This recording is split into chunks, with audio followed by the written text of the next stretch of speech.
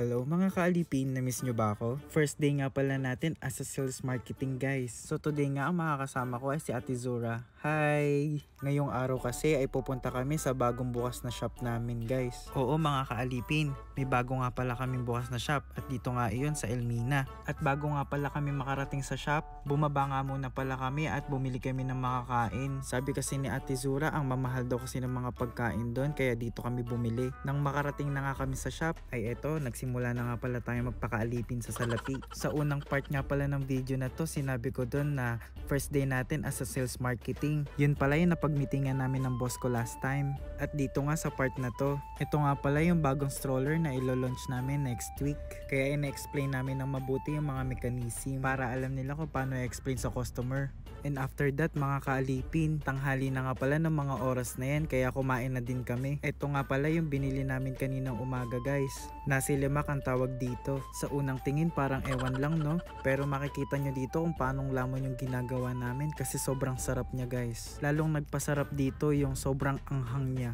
Pagkatapos nga pala namin kumain guys, inaya ko muna si Ate Zura magala-gala dahil first time nga lang pala natin sa lugar na to. Ayan, at nag window shopping muna tayo. Dito nga pala sa DIY guys, sobrang mumura ng mga bilihin. Kaya nakapag-decide ako na dito ako bibili pandagdag dun sa mga gamit na isasend ko sa Pinas. At ayan, lalabas na nga pala tayo nang wala tayong nabili.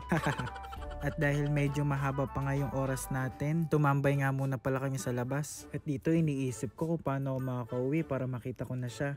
Uy!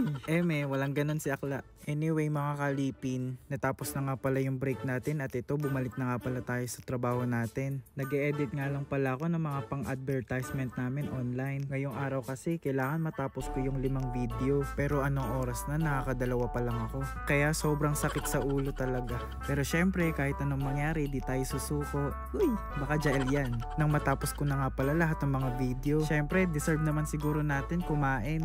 Bumili na nga muna pala ako ng mga tinapay dito guys kasi medyo nakaramdam tayo ng gutom. Huwag nyo na nga palang bilangin yung mga binili ko dyan guys ha.